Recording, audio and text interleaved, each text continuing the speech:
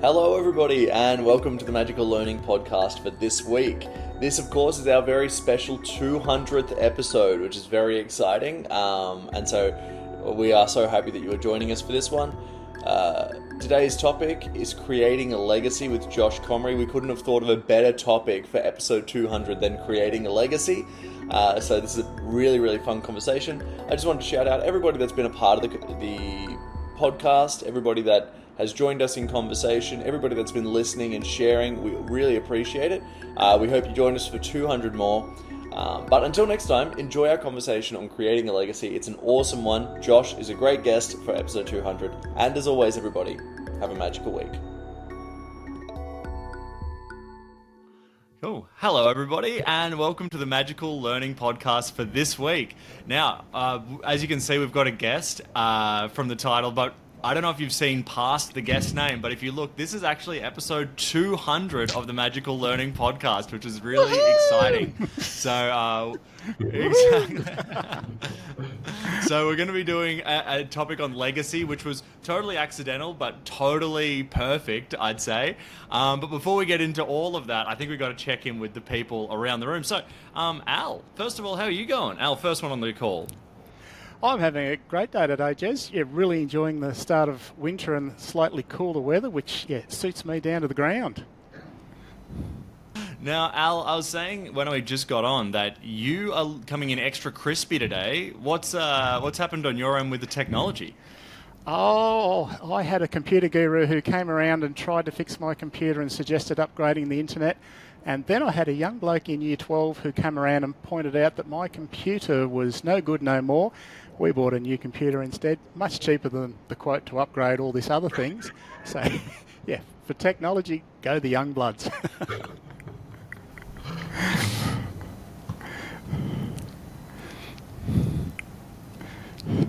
Fantastic. That's great, Al. Let's jump on to Danette. And great to have you on. Danette, how are you going this week? Yeah, have had a great week. I've been in Melbourne pretty much all week. I got to catch up with Jez last night. We went to a comedy show and then we went out to the most delicious dinner last night. So left Melbourne this morning very early where it was bucketing down rain. Got into Canberra and it's actually a beautiful day here. So it's been very nice and I'm heading home after this, which will be awesome too. Back to the farm. Nice one. Yeah, it was fun to catch up yesterday as well. Graham, how are you going? Hey Jez, I'm well, thank you. It's been an interesting week, and just to sort of round the week off, I've now learned that from a tech perspective, I'm completely redundant. So I think that's a wonderful legacy for me to leave somebody else. Thanks, Al.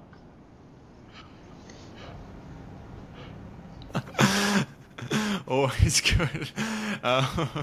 Yeah, look, for people that are listening, stuff would have been edited out, but we're doing our best with tech, but my screen always freezes. Those silences have been edited out for your listening pleasure, but in the experience, it's like, what's going on here? So anyway, let's jump over to Josh. Josh, how are you going this week? Sorry, Jez, just to interrupt. Is there any truth to the room really well, freeze thanks, part?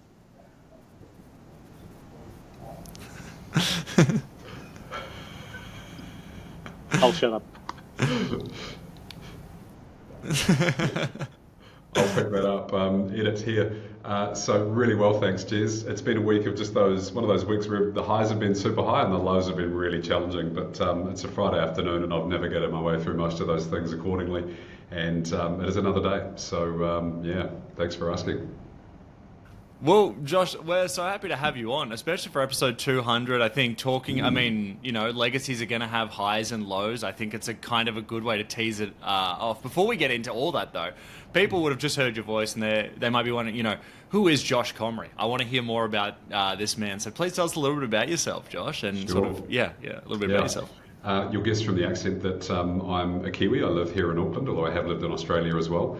So I describe myself simply as a recovering entrepreneur. So I've founded half a dozen different ventures over time, and primarily in the technology sector. And I exited my last one about 4 years ago and swore that I wouldn't do another tech startup because they're very, very involved and involving and very challenging. And so since that time, I've been supporting others to go on the journey that I've been lucky enough to experience and hopefully avoid some of the mistakes that I make. So I act as a sometimes mentor, regularly a chair of a board, an advisor to do facilitation and development exercises, all within companies that are looking to scale their operations beyond where they are today. I have a background also in investing, so invested in just coming up 50 startups now, which is probably a little too many, but you live and you learn. So I've been involved in the finding the startups, funding the startups, and help facilitating the growth of the startups. Wow. Well, I mean, perfect person to talk to today. So very excited to have you on, Josh. Now, Josh, your topic that you picked today was creating a legacy. And I thought this was such a good one. You actually gave us two options and they were both really good. But to me, this was just a perfect one for episode 200. So do you want to tell us a little bit about sort of what that means to you before we dive into the questions? Yeah. So legacy it's a complex and a nuanced subject in my mind. And it is a privileged position for people to be able to ponder that as a subject, and I'm really aware of that reality. And so legacy is essentially, to me, what it is that you leave behind when you are no longer here. We all know that life is finite as human beings, and so life for anything organic is largely finite. And so I think for a lot of us at some stage in our life, we rail against the reality that we're not going to be here at some point in the not too distant future, especially if you consider the age of the earth, the history of the earth, and the history of humanity, and then the history of an individual. It's really just a blip on the radar. And so along with that existential kind of reality, we're not going to be here forever, I think some of us go into that place of going, what is it that I could leave behind when my physical being is no longer here? And so to me, that's really the notion, the centre point of what a legacy is. Amazing. Well, let's hope these podcasts are here long after all we're gone. You know, that's part of it. They can live on the cloud and systems forever, I think. Well, I think let's jump right into it. So I think, Danette, you probably have a great place to start with. So I might start with you. Do you want to tell us a little bit about your question and why you chose it?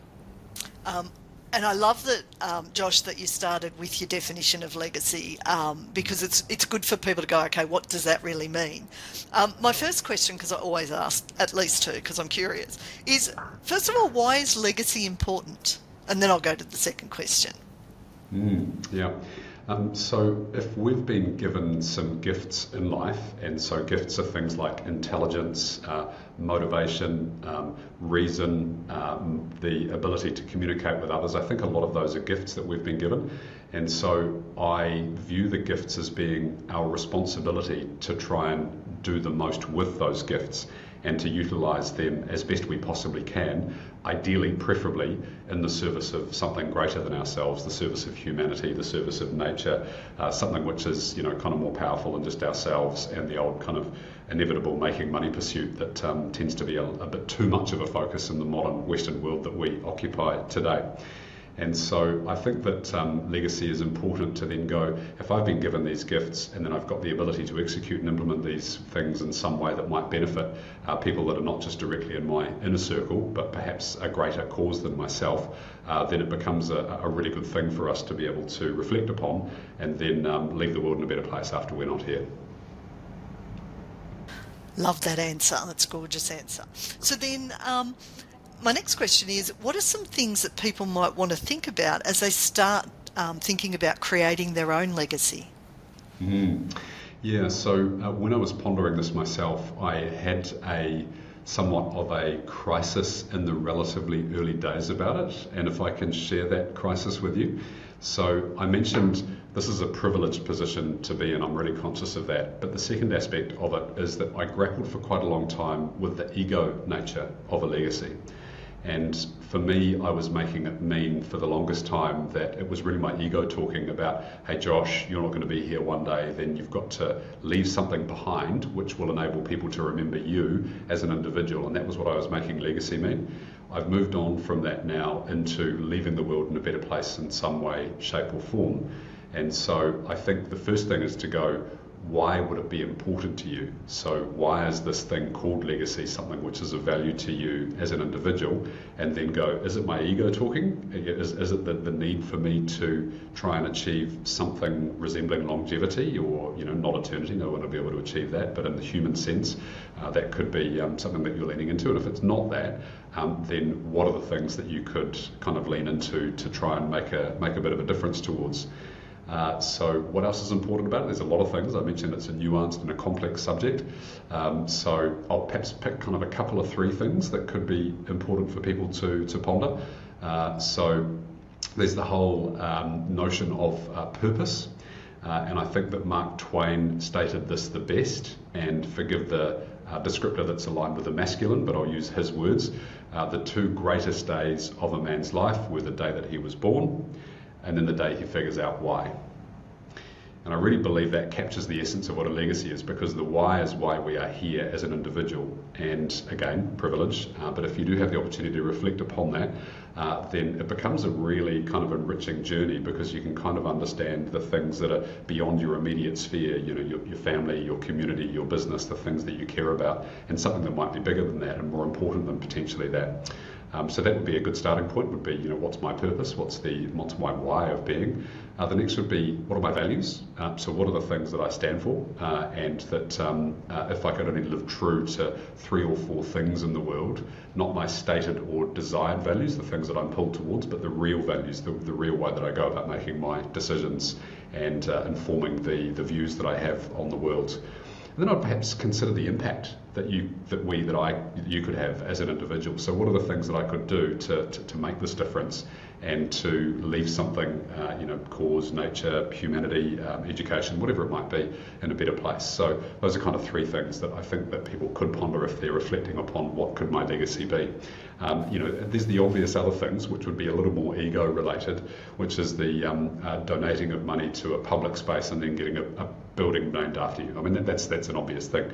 And you've got the 2 things that are going on there, which creates a little bit of tension. On the one hand, you've got the doing a good thing, which is to donate something meaningful to the public and to the world. And on the other hand, you want your name on it. So that's a lot of our North American brethren tend to do that. You go to a facility and there's the Joan Rivers Lounge and the Steve Jackson stairs, and you're like, wow, this is going to go on forever. So it's not so much in our part of the world, luckily.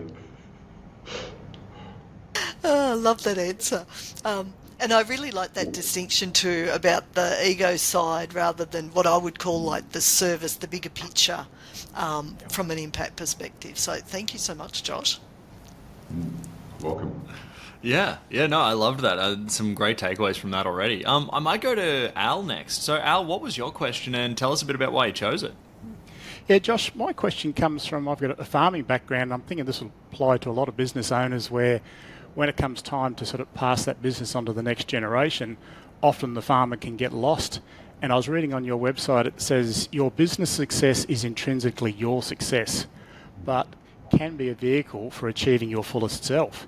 I believe it's possible to build a great business while holding on to the great things we need to live a life balanced and meaningful.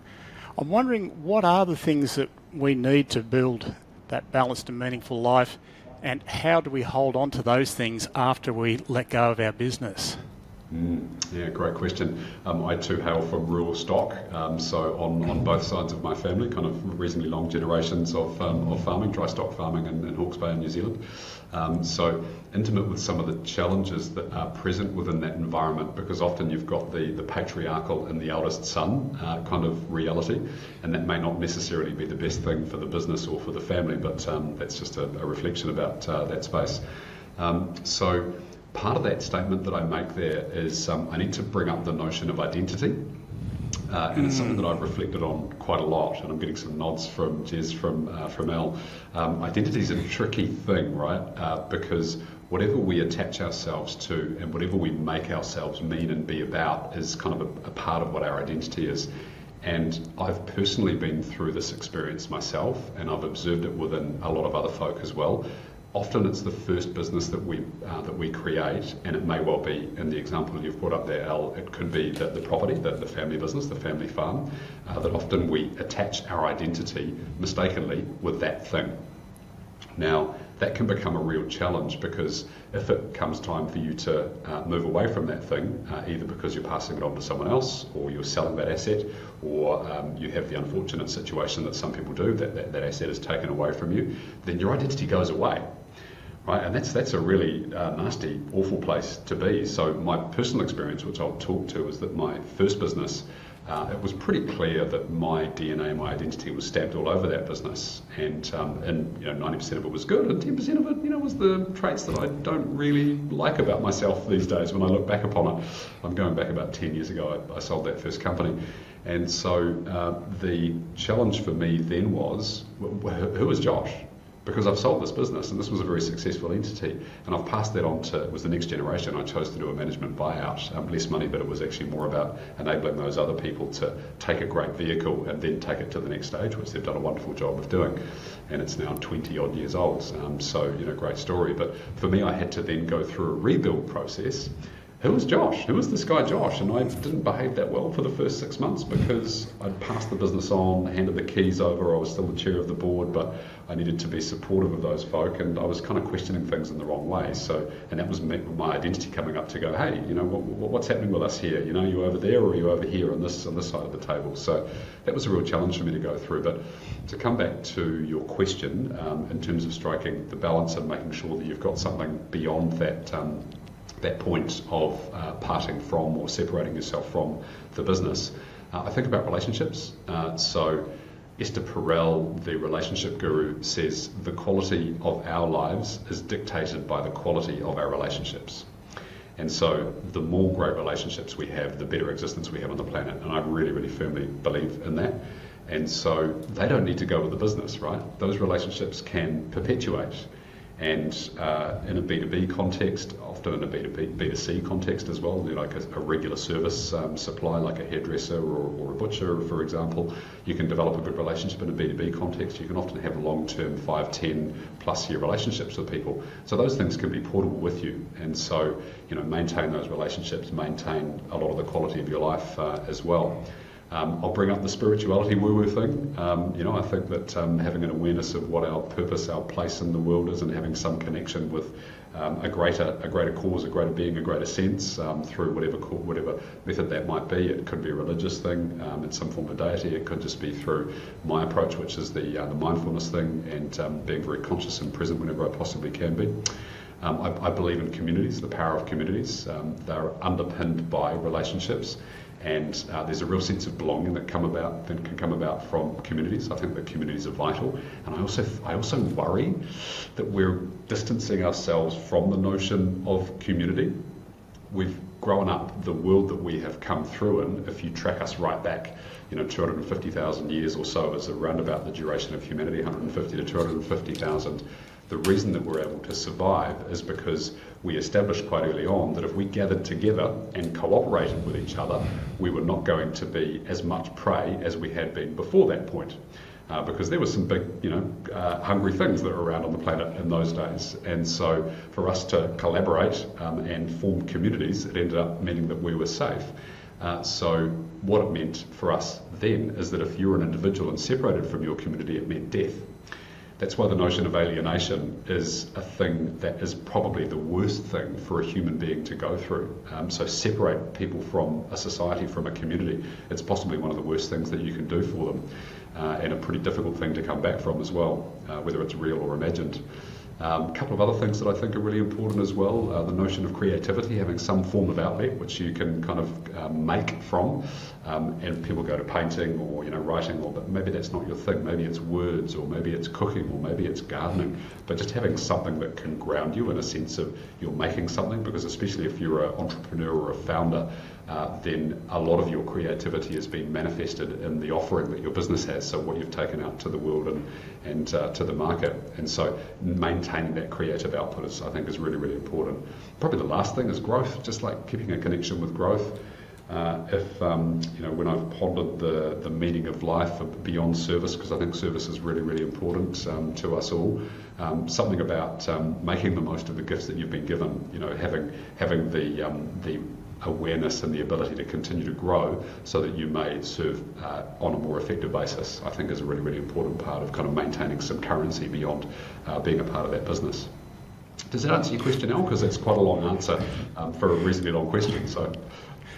Oh, thank you so much, Josh. I've got some very good points there. I can see why, you know, our identity gets attached to the business, and I've got some things that, you know, we can focus on, I guess, to allow us to move away from that business. And I love that idea. And Graham's reminded me many times it's you know, helping other people is what makes us feel good, and having those quality relationships in a community. Yeah, absolutely. I think it's one of the great paradoxes, actually, and I think that humanity is inherently a paradox. So a couple of my favourite, for example, are the ambition versus contentment or happiness paradox. And so I mentioned that ambition or motivation is a gift, and if you've been given that gift of motivation, ambition, and the gift of intelligence, then you really kind of do need to, and I've seen this in myself because I tried semi-retirement about 10 years ago, and it didn't work for me, and I've seen other people go through the same process. And the conundrum, the paradox is, well, if you've been given this gift and then you're seeking to get contentment, but you've got these gifts, then you've got to go out and do something meaningful with those gifts, is my opinion and my experience. And so I believe in Tony Robbins for simplifying some complex things at a range of different fronts. But one of the things that he says that I'll ape here is that we need a variety of different things in our life, and one of those things is some friction, some challenge, something that we're rubbing up against. And so if you have an outlet to be able to realise that in a way that is positive and contributory, then that's a really, really effective mechanism for you, because if you don't, you're probably going to go looking for that challenge in places that it doesn't need to be. I personally, after exiting my first business, I had what I call a hand grenade moment. So I was having a bit of an identity crisis as a 42-year-old. I'd sold, just going through the process of selling my first business, and I was questioning everything. What am I doing here? What's my purpose? My first marriage evaporated at that time as well. And so not just being content with one little bit of change, I did a whole lot of change. And so I really upset the whole apple cart because I didn't have this business challenge that I was leading into, so I had to make challenge somewhere else. And so I probably bit off more than I could chew, to be honest. But you live and you learn and you grow through these things. Oh, thanks so much for that, Josh. I was wondering whether I could articulate the question, but you've given me the exact answer I'm looking for. Yes. Awesome. Yeah, thanks, Al, for that question. Thanks, Josh, for a great response. I'm going to throw to Graham. Graham, what's your question on creating a legacy? Jez, at this stage, I think I might pass and let you go with the other questions that you already have. I'm still trying to work one out in my head. No problem. Let us know. Give us a hand up if you've got one. We'll throw to you. I might jump into. Let's go for Legas. This is a good one because it plays into a little bit of creativity. So this is Allegra's question, which she asked: how can people make up a legacy that may not exist already? How can people best leave a legacy that may not be similar to other people? So I guess this is kind of similar to that concept of, you know, some people need to see it to be it. How can you be sort of the first if you feel like maybe that's your legacy? Yeah, it's a great question. I think I'll refer this back to kind of the purpose piece, if I may. And so I think when going through the reflection exercise, initially people feel like they need to have something incredibly unique and incredibly special.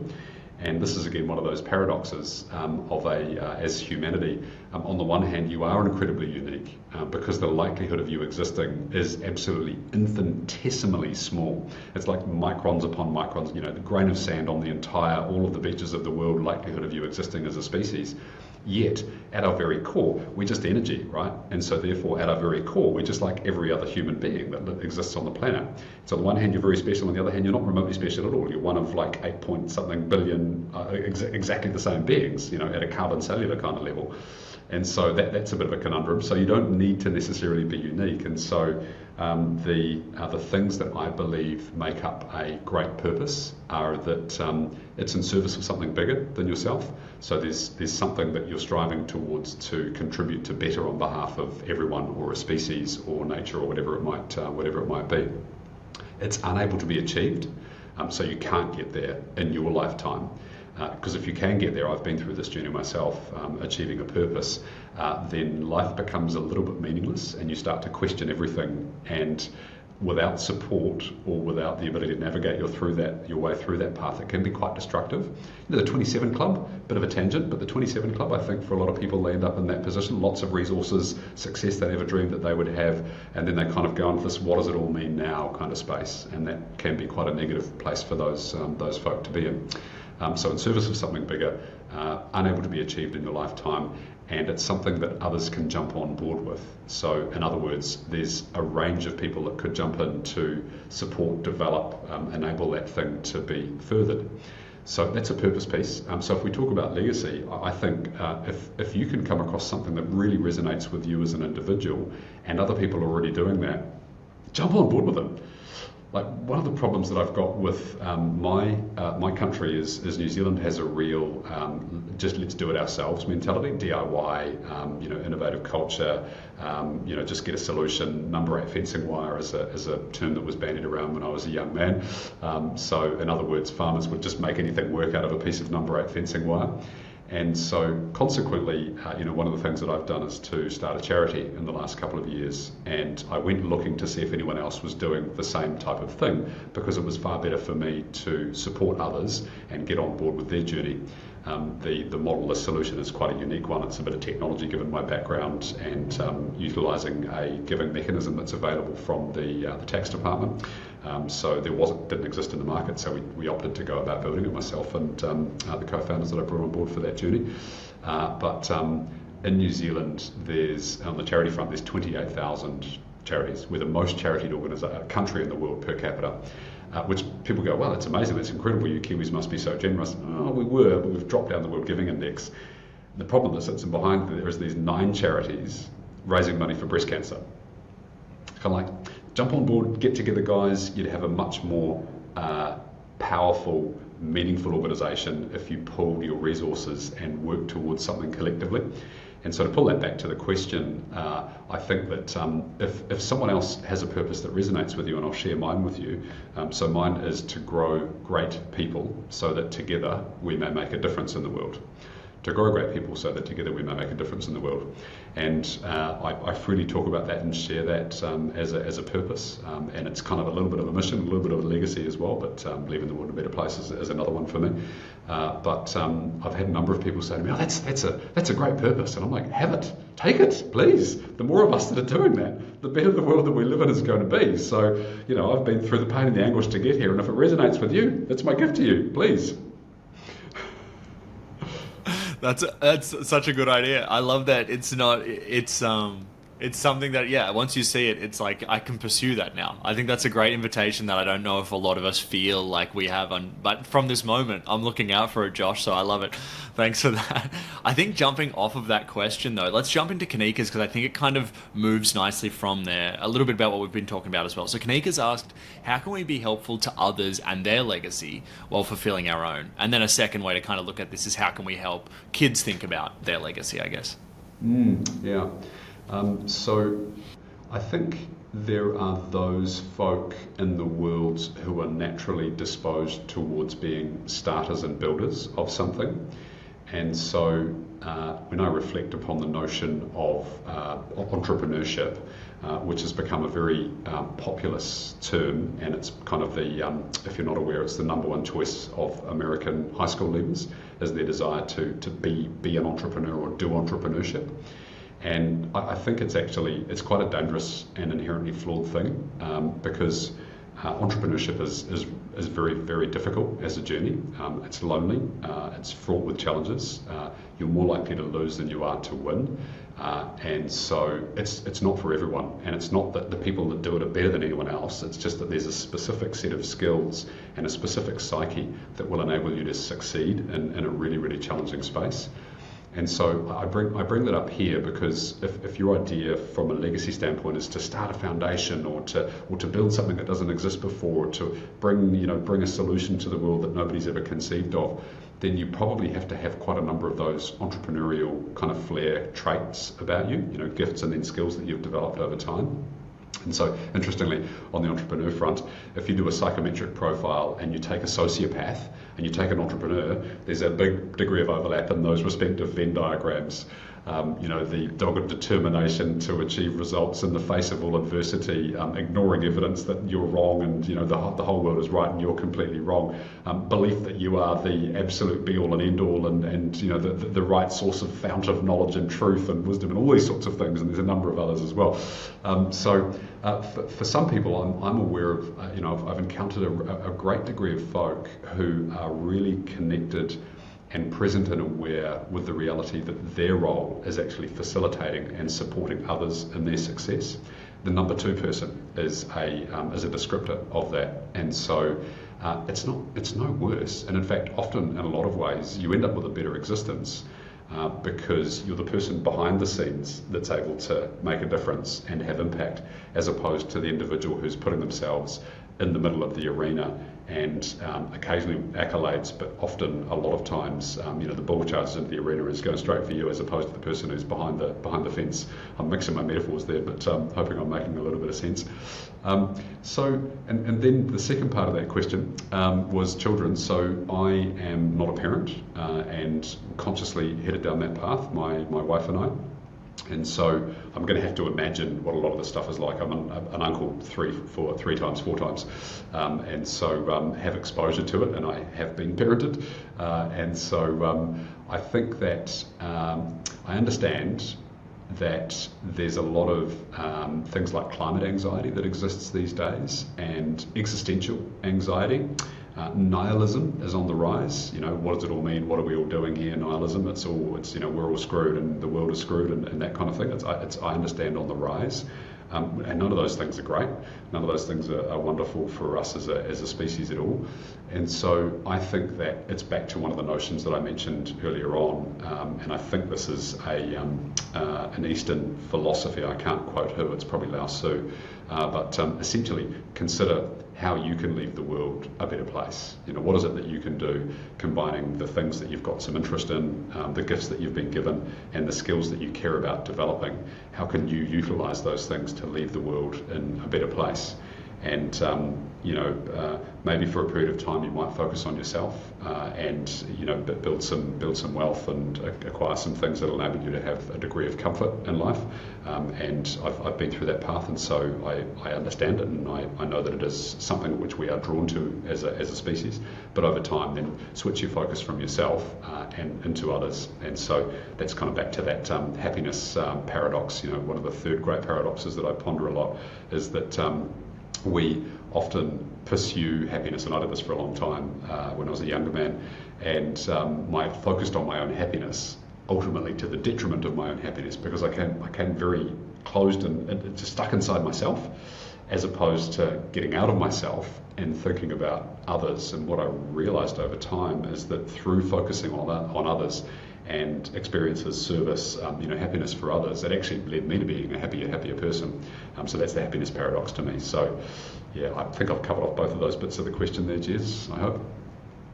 Yeah, no, it's great. And I think it's the fascinating takeaway from me, at least so far, like one of the bigger ones, is just the concept of how common these paradoxes are. Like that to me is a big part of this that I'm sort of taking away as a sort of side note to some of the legacy stuff. It's just a fascinating thing that you've brought up. I think I might jump into my question here, which is, what is the harm in not creating a legacy? And the reason I picked this question is because like when we thought of this topic, I was like immediately like, oh, okay, what are some good legacies to have? Well, how can I look at my legacy? But I'd never thought about why do we actually want to have a legacy, and what's the harm in not creating it? So yeah, that's kind of my question. Yeah, I don't think there's any harm in not having a legacy. I was once recommended to read a wonderful book, and it was called A Good Life, and by, I think, E.B. Cummings, from memory, an Australian guy who was brought up as I think he might have been an orphan for a period of time during the early 1900s. And ended up going to serve in the First World War, and he talked about his experiences in the First World War, and he had a pretty brutal upbringing, a lot of violence around him, and not a lot of love and connection. And then he went to the First World War, and he came back to, I'm pretty sure it was Perth. I caught you nodding, Danette. You might be able to correct me if I'm wrong here. and he worked in the I think it was the trolleys, the buses. It was public service somewhere, and then he moved into the unions, into these things in the unions, and he ended up not being a figure of public note, but he was just, you could tell through the way that he was talking about his life and the humility that he demonstrated and the care and the attention that he put into his family and his community, that just by being a really good human being, he kind of left a legacy anyway. And so I think that I wouldn't necessarily go, oh God, I've got to leave a legacy, and there's another existential threat that I've got, and I've got to, something else I've got to worry about and think about doing, put it on the list. But I don't think there is a harm in not leaving a legacy, provided you live true to your own values, and those values hopefully are positive ones for humanity and the environment and the world. Then that's a great thing. Don't be selfish, don't be a dick, kind of thing. I think that's a good bit of lesser known Eastern philosophy. Don't be a dick, I think is it's a good one. Awesome. Well, we've got time for one more question. Graham, did you want to jump in? Nah, that's all right. Well, we've got one more, which I think is a great question to leave with, which is Mark's question. And I'm sure it's what some people are probably thinking, listening to this podcast. We've gone through everything. And Mark's question was, how should people go about changing their legacy if they want to lead a new one? They've listened to this. They've gone, you know what? Maybe there's different ways I can lead a legacy. What's the best place to start? Yeah, change is hard, as we all know. And so if it is really intrinsic change, so, there's a scale from some psychologists, and it's the Holmes Ra scale, and they talk about the most stressful events in a person's life. And number one is death of a loved one. Number two is breakup of a significant relationship. Number three is moving home. Number four is changing jobs. All of these are change, right? Immense change, and loss of someone is a huge change because you've lost that connection, that source of meaning from that person. So those are kind of some of those are personal choice. Some of those are things that just happen in the course of our life, and so change is really difficult. I've been on a personal journey of endeavouring to change some of my values, and that's an incredibly rewarding and also a very difficult thing to go through. But if we are unintentioned about the value set that we carry inside us, then we can make decisions based upon either an antiquated value set or things that don't really serve the person or the way that we want to show up in the world. And so I think that that's a complex thing to do. Moving house is an easier thing to do. Finding a cause to align yourself to is probably a relatively easy thing to do. So I think that for someone who's pondering the notion of this, I'd probably reflect upon those that have been really successful in philanthropy, those that have been on a journey around establishing really meaningful foundations that have had a big impact upon the world. Those that have been really selfless in and around their giving. We've got a wonderful world of artificial intelligence, and ChatGPT is absolutely my friend for having a lot of conversations. So that's a really good place to have a dialogue with. And I suspect if you did so, it'd be talking about things like, what are your skills, what do you care about in the world, what are the value sets, have you plotted your purpose, and then kind of reflecting on that stuff, and then you can go deeper from there. But as I mentioned earlier on, finding a cause that already exists that really resonates with you, and it could be as simple as raising money for a charity, just helping out, going door to door or standing on a street corner, putting on the red bib and raising money for a charity as a volunteer, not as someone who's being paid. Finding a set of animals or something around nature that you care about. A lot of people volunteer for the SPCA, which is wonderful, and it's a really great thing to do. And there's dozens, if not hundreds, of other animal charities that are around that are really under-resourced. In the world globally, in any country, you look at the top 10 charities, they tend to receive around about 70 to 80% of the funding in any one country. And regularly the SPCA is in the top 10. Wonderful organisation, not denigrating or being negative about the work that they do. And there's hundreds of other charities that exist. So if you care about animals, that could be a good thing to do. So I think having the reflection, doing some conscious journaling, doing some writing about it, and then doing some research and finding some things that you can lean into. And if you start door knocking for I remember some years ago I did some fundraising for the City Mission in Auckland, which was street corner volunteer-based. City Mission is supporting those that are living rough and without a home at a particular point in time. And I had an individual, it was a really funny experience. I had an individual come up to me and be incredibly confrontational with me. It might have been because I had a loud hat or I had a megaphone in my hand and I was shouting at people walking down the road. I thought it'd be a good way to extract more money from people. It was, but it also annoyed some folk as well. And so I had this kind of standoff with this character, and I realised that, just because I cared about this charity doesn't mean everybody does. And so, the cause-based thing, understanding what the causes are, and there is literally hundreds, thousands of these things that exist. So find something that you care about that you can lean into that works within your schedule and your life would be my suggestion. I love that suggestion. That's a really good one. Another one that you kind of threw out there that I just took a hold of is you can also ask ChatGPT. That's also another little bonus one. I liked that. Well, that's all our scheduled questions, but I want to grab some final thoughts from people. So I might start with Al. Al, any final thoughts on today's conversation and leaving a legacy? Yes, I've got two that really stood out for me, Josh, amongst all the other ones that I've written down. One is service to others is the way to happiness. And the other one that really stood out to me is we've all got our gifts. I know I tend to focus on all the things I don't have versus focusing on the gifts I have that can make the world a better place. Thanks, Josh. Love it. Thanks, Al. Awesome. Thanks, Al, and thanks, Josh. Danette, any final thoughts on today's conversation and creating a legacy? And I love that bit that some people won't necessarily create a legacy purposefully, but they might just simply do it because of what's important to them and how they serve others. And I think that a rich life is at least considering what are the things that I care about, and is there a way I can give back, and making sure that that's I love the bit about the different types of things we can do to balance our life as well. So it's getting that balance and then thinking longer term too. So fabulous conversation, Josh. I reckon we could sit here all afternoon and talk about this. So thank you. Probably. Thanks, Danette. Yeah, awesome. Thank you so much, Danette. Great stuff. Graham, any final thoughts on today's conversation and creating a legacy? Just a couple. Josh, thanks so much for being here today and sharing some of your thoughts. It's been a wonderful conversation. Just a couple of things that sort of stood out for me, and one was around this idea of privilege that you mentioned quite a few times. And I often sort of take the literal translation of things like legacy. So when I think about creating a legacy, I'm thinking, what can I build that's going to exist 20, 30, 40, 100 years after I'm gone? And I wonder whether for a lot of people at the moment, getting them to think about legacy as a 24-hour thing. So what is something that I could do that could make the world a better place in the next 24 hours?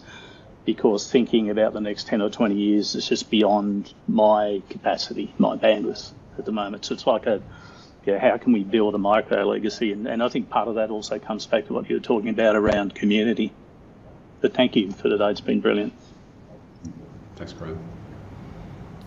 Yeah, awesome, and thanks for that, Graham. Great insight. One thing that I've definitely taken away a bunch of notes. Some people are just meant to be starters and builders. I thought that was kind of an interesting thing. It makes so much sense when you said it, but I hadn't thought about it before. And then I also like how often you reference kind of zooming out of everything, 8 point whatever billion people, 200,000 years of history. To me that also helps make it feel almost not so serious to me. Like it can be a little more. I don't know. When you put it in that context, it's like, okay, well, that's whatever. But before we get into the final bits, Josh, did you have any final thoughts on creating a legacy in today's conversation? If anyone's inspired to pursue the journey of reflecting what it is that they can do, then I think that's it's a really great starting point, a really great foundation for pondering how you can contribute to all of the things that really matter beyond just yourself. And my own experience is that in getting out of my own head and getting out of the objectives that I'm setting, the goals that I have, the material things that I might be pursuing, it's really kind of given me a grounding in the world. And so I've become a lot calmer as a person and a lot more reflective and grateful for things by looking at the bigger picture that I'm simply a part of. And so, if you have this idea of it, I'd invite you to reflect on which bit of this is ego and which bit of this is contribution and service, and focus on that piece there. And if you want to get a big building and give it to a hospital that's a public hospital. That's a cool thing to do. Maybe name it after a dingo or a special creature in your life as opposed to yourself. But that's up to you if you've got that sort of resources. So, those are my parting thoughts. Thanks, Jez. Yeah, amazing. Well, what a great conversation. And Josh, I'm sure like a lot of people that like myself are listening to this and going, Josh has got a great mind. I need to get in contact with him. Where would you direct people to sort of get in contact with you, and any sort of resources you'd recommend for people? Yeah.